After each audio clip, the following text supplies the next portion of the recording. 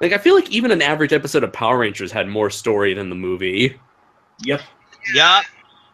And I know it might sound really ridiculous to expect something as simple as character development out of a movie, but by the time the movie is over, what sort of lesson or what sort of substance or what sort of progression do these characters grow? How do these in what way do these characters grow from the, because within any sort of narrative, you expect characters to start one way and end up somewhere else by the end of the movie. They end up in a better position, or they end up in a better spot, or their characters go through some sort of arc. But for the Power Rangers movie, it feels very empty. Like nothing has really been accomplished, or none of the characters have really progressed in any sort of way, other than they superficially become stronger. So it just feels like a very hollow, empty experience outside the flashy action. Yeah, you want to talk about good character development? I suggest checking out the Boom Studios comics of Power Rangers. That is just that's good reading. I mean, from what I've read of the Justice League Power Ranger comic, I'm really impressed. Yeah. If it's any indication, and people may laugh saying, "Oh, why are you trying to expect character development out of Power Rangers?" Well, that's just basic, good writing. That's just basic writing 101. And heck, I'm sure there are plenty of episodes from the TV series, even within the Mighty Morphin era, that would show examples of good, hints of good writing. Hey, there is one comic panel with Kimberly admiring Green Arrow's boxing glove area. You're like, I saw that. Can I keep that? I'm like, that was pretty good. That's nice because she's the show. Also my favorite thing about the IDW comic, I mean not the IDW, Boom Studios one, was the whole thing with Billy and Tommy going to a alternate future. Oh yes. And Lord Dracon. Yeah, and just revealed to be evil Tommy. Like, okay, I kind of wish it was a different version, but I mean the evil version is always a fun, interesting story. It's like, how did this person turn bad and all that? So that was pretty cool. Also, with the new, they released that with like the government agent said he was originally a Power Ranger. I'm like, what? Oh yeah, it's from Power Rangers 1969. Yeah, I was like, wow. I'm just happy to see where this story goes, because. Are you referring to like an older team from the 60s? Yes. Yeah. Okay, I saw a panel of that. Right, that's the one that had like a female. What was it? A female Red Ranger and a male Pink Ranger. Was it? Yeah. Okay. Yeah. You know what? I really wish. I'm a little bit disappointed that they didn't go with I was kind of hoping they would do an homage to the very first Super Sentai team, where it's like, what if a Power Rangers team in the 60s was like an homage to the original Go Ranger? Or Gigaman. Gingaman, yeah, Gingaman, because that was the series right before Jew Ranger. Yeah, that'd be cool. But instead, it's just a variation of the Mighty Morphin suits. It's like, yeah, you could have done something really cool there. But I like the concept nonetheless.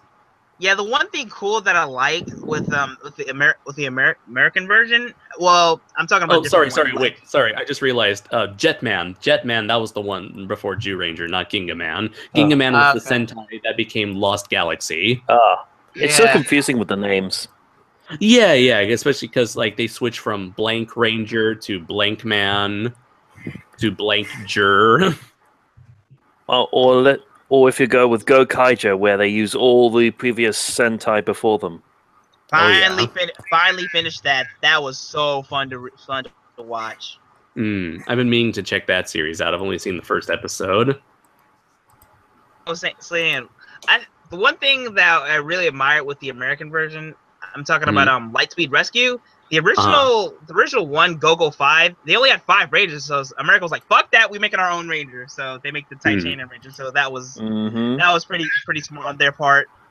Makes me wish why they haven't picked up any of the writers from these comic book series to work on the new Saban shows, because yes, I hear I'm that a Power the Rangers fan, but I'm a Power Rangers fan and all, but I don't know. Like, okay, Dino This is Charge very for me was an half-assed. exception, but Samurai, Megaforce, Ninja Steel, they're kind of like too kid friendly. Too kid friendly. I know Power Rangers was like big based on kids, but at least when you're an adult at times, especially watching the older series, at least you get it. You're just learning two things, like sharing is caring and all that. I'm like, oh my god, what am I watching? Power Rangers Barney? It's kind of like, I feel like television had progressed in a way where I feel like we kind of moved beyond that and try to go for more mature series, or series that did not treat the audience like they're stupid.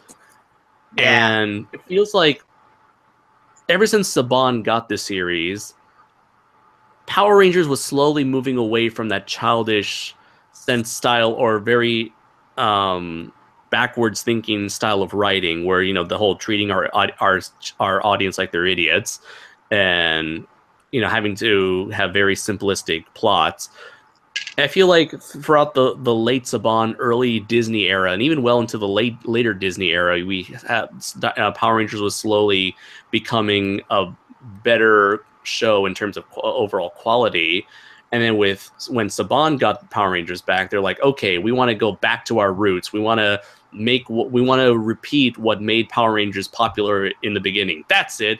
We'll copy Mighty Morphin because people are nostalgic for Mighty Morphin. We'll especially when you use the intro. Yeah, mostly for Megaforce and Samurai. And the never-ending barrage of puns for every single fight sequence. And they brought it was like, have a nice trip. See you next fall. Or, hey, chill out. And then proceeds to freeze them. Oh, God. So, yeah, it feels like the series has really regressed and kind of undermined a lot of the progression that the franchise has had. And now, from what I understand, the ratings for Ninja Steel has been quite low recently. Have you heard of the sorry to interrupt. No problem. Have you heard of the gaming series Power Rangers Hyperforce? I did bring that up. I've heard of that. Yeah. It was kind of bizarre. Go ahead. I've heard that Andre, aka Black Nerd, is a part of it. Yeah, he's playing the Blue Ranger. Cool. Bulk is the Yellow Ranger. Well, the actor who played Bulk is the Yellow Ranger, because he's not reprising his... It's a very bizarre thing, because I didn't even know this was a thing of, like, tabletop Twitch streams, but apparently it's just, like, people... These 5 individuals, 2 of them are former Ranger actors, are playing a D&D style Power Rangers tabletop RPG game. It's not official. It is officially endorsed by Saban, but it's not an official game you can actually buy in stores. Rather, this is a game that only exists solely for these 5 individuals, and so they're playing a D&D session, but with Power Rangers, and it gets streamed on Twitch. I have no idea how you can make that sort of thing presentable or entertaining on Twitch. I guess maybe that's where people like Andre and Bulk's actor comes in, maybe to liven things up through their own natural personalities. But it's kind of interesting, but I honestly don't see how it would be entertaining. But then again, I'm not a tabletop RPG guy, nor have I ever watched anybody play a game. Well, I can bring up a couple of examples, because I know that Team 4 Star started doing a tabletop series, and I think it recently ended, or just season 1. Oh, no. Ended, but Sundry has a series called Critical Role, where Matthew Mercer and other voice actors like Laura Bailey kind of came together to do a D&D session. I can't speak. All right, so it's definitely a thing. They voice their characters makes it even more fun. Laura Bailey. Then. Have I heard that name before?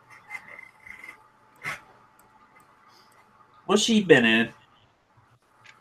Oh, Laura Bailey, she was Blood Rain. She was Lust in Full Metal Alchemist. She was the voice actress for Kid Trunks in Dragon Ball Z. She's Jaina Proudmoore in the Warcraft franchise and Heroes of the Storm. All right. And let's not forget Shin-Chan. Ass dance, ass dance. Yep, and she's done also a character in the fourth Uncharted game, and she voiced one of the main characters for the recent Gears of War game, and people were losing their collective shit over it. I guess they wanted a Latina actress and not Laura Bailey voicing that character. Okay. Yeah, she was also the voice of Black Widow in Avengers Assembled. Oh, okay. Yeah, she was alongside Travis Willingham, who was the voice of Thor. Who's also the voice of Knuckles. And Roy Mustang.